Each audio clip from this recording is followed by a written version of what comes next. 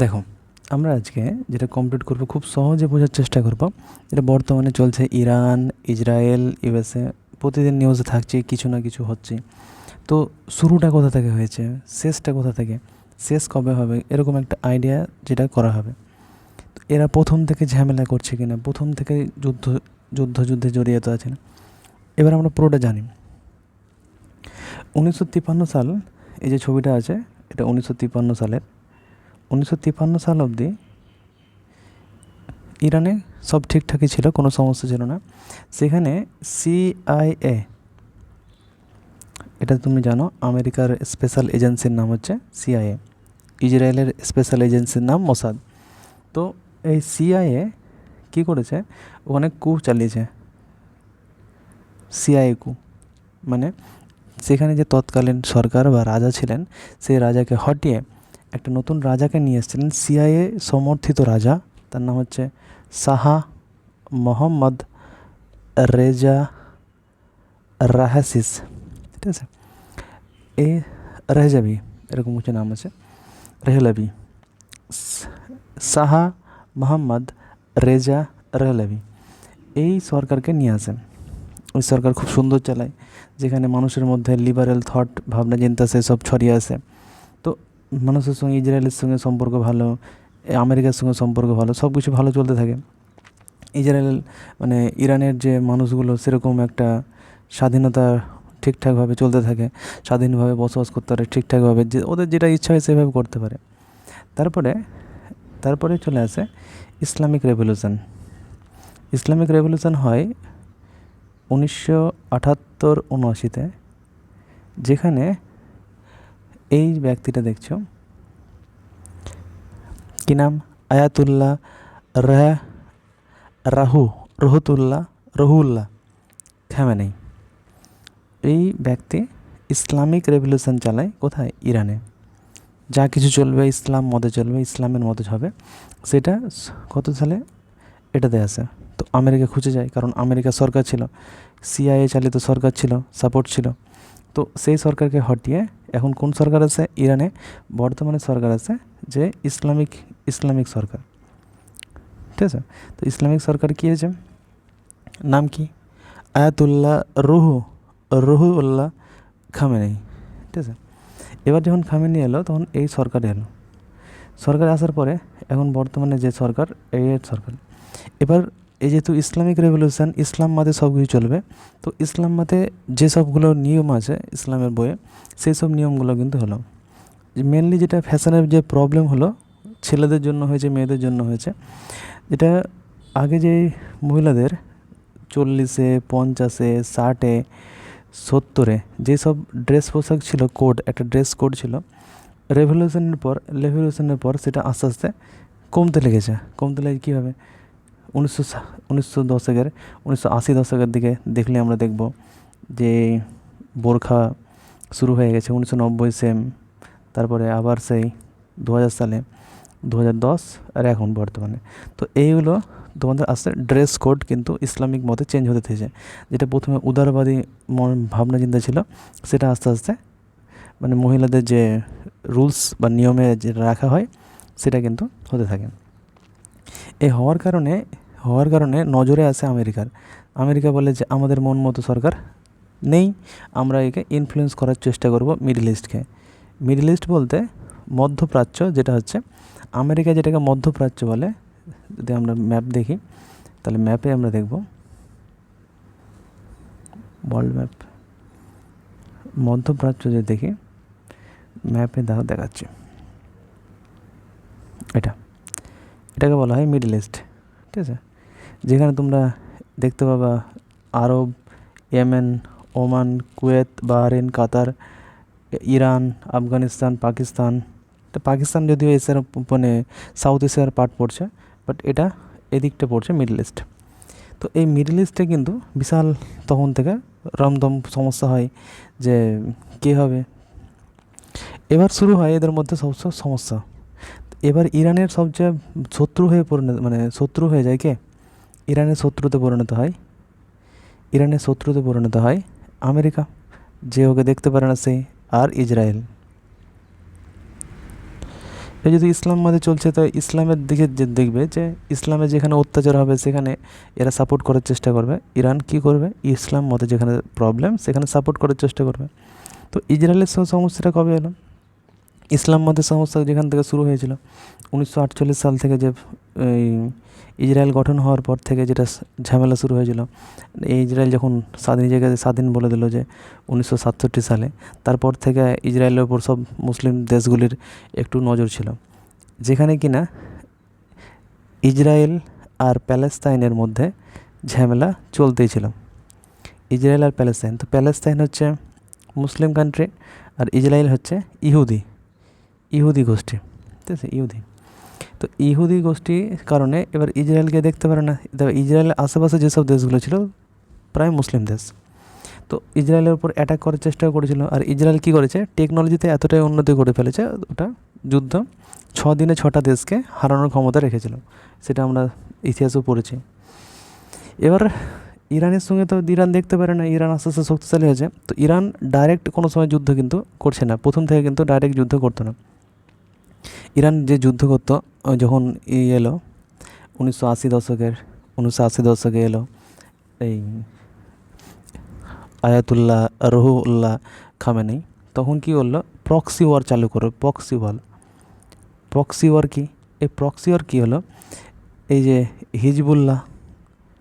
Hezbollah, তারপরে হচ্ছে তোমার হামাজ, তারপর হচ্ছে তোমার হৌতিস কোথায় আছে, তো হিজবুল্লাহ, হামাস, হৌতিস, এই 3টে গ্রুপের কথা মনে রাখবা। হিজবুল্লাহ, আচ্ছা, হামাস, হৌতিস। হিজবুল্লাহ যেটা আছে সেটা হচ্ছে তোমার লেবাননে আছে, লেবাননে আছে হিজবুল্লাহ। হামাস আছে তোমার হচ্ছে গাজা যেটা প্যালেস্তাইনে আছে। আর হৌতি আছে ইয়েমেনে। তো এই 3টেকে মানি ফান্ড করতো। যেহেতু ইসরায়েলের সঙ্গে ইরানের বর্ডার ডাইরেক্ট নেই, ডাইরেক্ট না থাকার কারণে ইসরায়েলের সঙ্গে ইরানের বর্ডার, দেখো ইসরায়েল আছে এখানে আছে ইসরায়েল, আর এখানে আছে ইরান, ডাইরেক্ট তো বর্ডার নেই। সেজন্য ইসরায়েলের উপরে যেটা দেশ আছে তার নাম হচ্ছে লেবানন। ইসরায়েলের নিচের দিকে যেটা আছে, ইসরায়েলের মধ্যেই যেটা আছে প্যালেস্তাইন, সেখানে আছে গাজা। লেবাননে কি আছে, হিজবুল্লাহ। আর এখানে যেটা আছে, এখানে ইয়েমেন আছে, ঠিক আছে, ইয়েমেন সৌদি আরবের নিচের দিকে আছে। তো ইয়েমেন আছে, ইয়েমেনে কী আছে, হৌতি, ঠিক আছে, হৌতি। তো এই 3টে গ্রুপকে বিশালভাবে ফান্ড করতে লাগলো কে, ইরান। কারণ কি, এখান থেকে যখন লাল সাগরে যখন কোনো আসবে, তখন ইসরায়েলের বা কোনো আমেরিকার কোনো জাহাজ আসবে, তাকে মারার দায়িত্ব কার, হৌতির। এরকম কিছু গ্রুপ তৈরি করলো, ডাইরেক্ট কিন্তু যুদ্ধে নামলো না। ইরানের দিকে আস্তে আস্তে যখন হতে লাগলো, তো কী করতে লাগলো, টেনশন বাড়তে লাগলো। কারণ কি, ইরান বলছে আমি পাওয়ারফুল হব, পাওয়ারফুল হওয়ার জন্য ইরান নিজেদের মধ্যে কী করতে লাগলো, নিউক্লিয়ার বম পরীক্ষণের ব্যবস্থা করতে লাগলো। নিউক্লিয়ার বম পরীক্ষণের ব্যবস্থা করতে লাগলো। এর ব্যবস্থা করতে লাগার কারণে এ আরও নজরে চলে এলো আমেরিকা আর ইসরায়েল। এবার মিডল ইস্টে তো একাই অন্য দেশের সঙ্গে সাপোর্ট নেই, তো এ নিজেকে ইনসিকিউর ফিল করতে লাগলো যে এরা যদি মানে বানিয়ে নেয়, তাহলে কিন্তু আমার টিকে রাখা সমস্যা হয়ে যাবে, ঠিক আছে। আর এবার মুসলিম যে দেশ আছে 57টা মুসলিম দেশ আছে পুরো বিশ্বে, তো 57টার মধ্যে সবচেয়ে বেশি ট্যাসেল দেখা যায়, ট্যাসেল মানে ঝামেলা, সেটা হচ্ছে ইরানের সঙ্গে সৌদি আরব। কেন ইরান ভার্সেস সৌদি আরব, কেন, ইরানে যে মুসলিম সমাজ সেটাকে হচ্ছে শিয়া, আর সৌদিতে যে থাকে সেটা হচ্ছে সুন্নি। তো আমাদের পুরো বিশ্বে যদি দেখা যায় সুন্নি সম্প্রদায় বেশি, শিয়া সম্প্রদায় কম। তো সুন্নি সম্প্রদায় কি বলছে, যে পুরো বিশ্বে আমরা বেশি আছি, আমরা হব। তো শিয়া সম্প্রদায় বলছে যে না, তোমরা কেন হবে, প্রফেট মুহাম্মদের নিজস্ব বংশধর হচ্ছে শিয়া কমিউনিটি, ঠিক আছে। আর সুন্নি হচ্ছে প্রফেট মোহাম্মদের বন্ধু ছিল মোহাম্মদ আল বাকার, ঠিক আছে, তার ওই অনুযায়ী হিসাবে সুন্নি মুসলমান। তো এই কারণে এর ঝামেলা লেগে যায় যে এই মিডল ইস্টের মধ্যে এই যে 57টা কান্ট্রি আছে মুসলিম কান্ট্রি, এদের সেরা কী হবে, এদের বস কী হবে, এই বস হওয়া নিয়ে সমস্যা। আগে একটা বস ছিল, সেই বসটাকে বলা হতো খালিফা। তো খালিফা মারা যাওয়ার পর আর নেক্সট খালিফা হয়নি। তো এই যে নেক্সট খালিফা হবে, কে হবে খালিফা নেক্সট, সেটা নিয়ে টাসল চলতে থাকে। আমরা তো এটা ইরান বললাম আর সৌদি আরব বললাম, এর সঙ্গে সঙ্গে তুর্কিও কিন্তু এর মাঝে মাঝে বলে, প্রভাব ফেলতে চায়, ঠিক আছে। তো এটা সংঘর্ষ হতে থাকে, তো এবার ইসরায়েলের সঙ্গে সংঘর্ষ হতে থাকে। এখানে যে দেখতে পাচ্ছ এই যে এখানটা সেন্টার, এই সেন্টারটা হচ্ছে হিজবুল্লাহ। তো হিজবুল্লাহর সঙ্গেও টাসল লাগতে থাকে ইসরায়েলের। এদিকে সিরিয়া আছে, সিরিয়ার একটা বর্ডার আছে, গোলান হাইট, এখানে গোলান হাইটটাও নিয়ে নিয়েছে সিরিয়ার, সেটাও একটা সমস্যা। এখানে ওয়েস্ট ব্যাঙ্ক, প্যালেস্তাইন, আর এখানে হচ্ছে গাজা, যেখানে তোমরা শুনেছ গাজাতে অনেক ঝামেলা হয়েছে। রাফা বর্ডারে অনেক ঝামেলা হয়েছে, ঠিক আছে। তো এইগুলো তোমার কি ইসরায়েলের সেন্টার, যেটা আছে এখানে গাজাতে। গাজাতে তো যেটা প্রবলেম আছে, যেখানে সবচেয়ে বেশি ঝামেলা শুরু হয়ে গেলো যখন 7ই অক্টোবর ইসরায়েলের উপর যখন অ্যাটাক করা হলো, কী থেকে, গাজা থেকে। কে করলো অ্যাটাক? হামাজ। তো হামাজ অ্যাটাক করার পর এর রিটালিয়েশন, মানে এর বিরুদ্ধে যে ইসরায়েল স্ট্রাইক করেছিল, তারপর থেকেই স্ট্রাইক করে যাচ্ছে। আর পুরো বিশ্বে হামাজকে যারা মুসলিম কান্ট্রি তারা সাপোর্ট করছে, আর ইসরায়েলকে আমেরিকা সহ বিভিন্ন ইউরোপিয়ান কান্ট্রি সাপোর্ট করছে। তো এই কারণে যুদ্ধ চলতেই থাকছে 2-3 বছর হচ্ছে, এদের মধ্যে কোনো অ্যাগ্রিমেন্ট হওয়ার কোনো ব্যাপার নেই। এই হামাজের অনেক নেতাকে মেরে দেওয়া হয়েছে, ইসরায়েলে অনেক সেনাকে মেরে দেওয়া হয়েছে, অনেক মহিলাদের মেরে দেওয়া হয়েছে। এবার যখন চলতে লাগলো, ঝামেলা চলতে শেষ হয়ে গেল, তখন এবার শুরু হলো ইরানের সঙ্গে এতদিন ধরে ডাইরেক্ট ঝামেলা হয়নি। এবার ইরানের ওপর direct America, Israel direct attack করলো। কোথায়? ইরানের নিউক্লিয়ার পাওয়ার স্টেশনে ডাইরেক্ট অ্যাটাক করলো। যে ভাই ওখানে অ্যাটাক করলে এরাকে নিউক্লিয়ার পাওয়ার মানে দেশ বানানো যাবে না, হলে আমাকে শেষ করে দেবে ইন ফিউচার। তো বর্তমান পরিস্থিতি হয়েছে কী হয়েছে, ইরানের সঙ্গে ইসরায়েলের আক্রমণ ডাইরেক্ট হচ্ছে, ঠিক আছে। আমেরিকা কী করছে? আমেরিকা ইসরায়েলকে সাপোর্ট করছে, আর ইরানের ওপর একটা স্যাংশন লাগিয়ে রেখেছে। কেউ তেল কিনতে হবে না, কেউ ন্যাচারাল গ্যাস কিনতে হবে না, কিছু কিনতে হবে না। তো এটা কিন্তু চলতে আছে। তাহলে বোঝা গেল যেটা 3টে ছিল, একটা ছিল একটা গাজাতে আছে হামাজ, লেবাননে আছে হিজবুল্লাহ, আর আছে ইয়েমেনে আছে হৌথি। ইয়েমেনে আছে কি, ইয়েমেনে যেখানে এখানে আছে হৌথি। কে আছে? হৌথি। এই জায়গাটায় কন্ট্রোল করে হৌথিরা। কে? হৌথিরা কন্ট্রোল করে, এটা মনে রাখবা ইয়েমেনকে। তো এটা হচ্ছে এরপরে আমরা চলে আসবো নিচের দিকে, হিজবুল্লাহর যে মিসাইল থ্রেট। এবার সবাই মিসাইল চালাতে লাগবে, মিসাইল চালিয়েছে বিভিন্ন জায়গা থেকে, হিজবুল্লাহ মিসাইল চালিয়েছে। তারপরে হচ্ছে তোমার ইরান, তো বললাম ইরানের নিউক্লিয়ার পাওয়ার স্টেশনগুলো এত ছোটো পাওয়ার স্টেশন। এবার সমস্যা হচ্ছে, এবার 3টে জায়গা থেকে অ্যাটাক আগে করতে হবে, ডাইরেক্ট অ্যাটাক হবে। এই তো মিসাইল এখানে পড়ছে, এই মিসাইল এখানে পড়ছে, এই মিসাইল এখানে পড়ছে।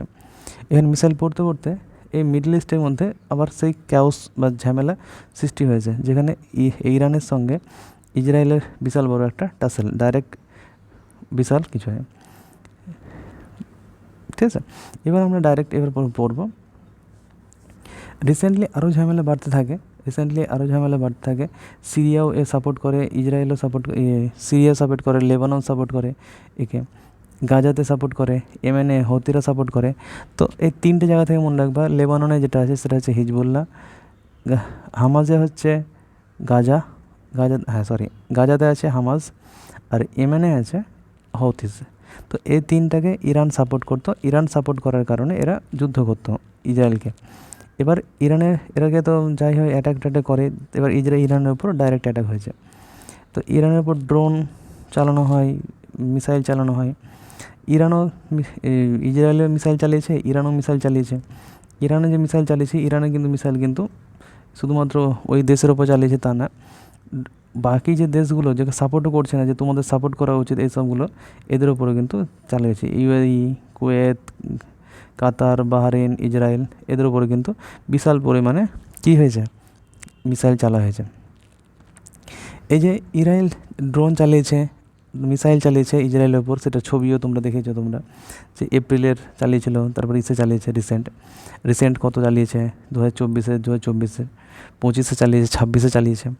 তো এবার যদি বলা হয় এই যে দুই ব্যক্তি, যেখানে যেখানে তোমার ইসলামিক রেভলিউশনের জন্ম হয় 1979 সালে,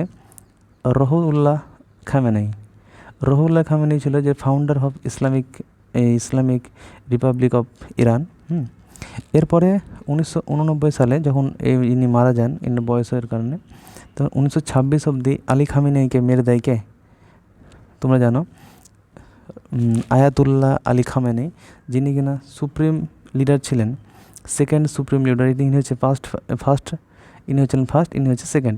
তো সেকেন্ড সুপ্রিম লিডার যিনাকে মেরে দেওয়া হয়, ঠিক আছে, মেরে দেওয়া হয়। এবার সেই কারণে পুরো ইরানে দেখতে পাচ্ছ বিশাল ঝামেলা। এর কারণে ইরানকে যখন মেরে দেওয়া হয়, শুধু ইরানে মারেনি, এর সঙ্গে সঙ্গে তার হেড অফ দ্য ডিপার্টমেন্ট ছিল ডিফেন্সের কাউন্সিলে, তাকে মেরে দেওয়া হয়েছে। তো যে এই IRGCর যে চিফ, ডিফেন্সের চিফ, তাকে মেরে দেওয়া হয়েছে।